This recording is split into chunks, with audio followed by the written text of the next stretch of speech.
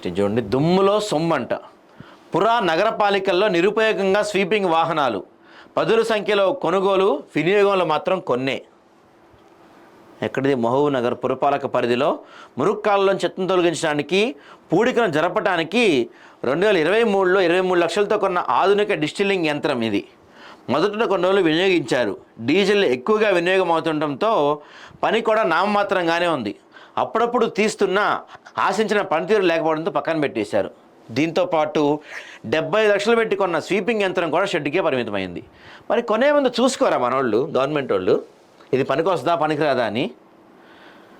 దుమ్ము తొలగించాల్సిన వాహనాలే దుమ్ము కొట్టుకుపోతున్న పరిస్థితి పక్కన చిత్రమే నిదర్శనం. నగరపాలక సంస్థలు, పురపాలికల రోడ్లపై ఉన్న దుమ్మును తొలగించేందుకు గత ప్రభుత్వ హయాంలో భారీ సంఖ్యలో వాహనాలను కొనుగోలు చేశారు.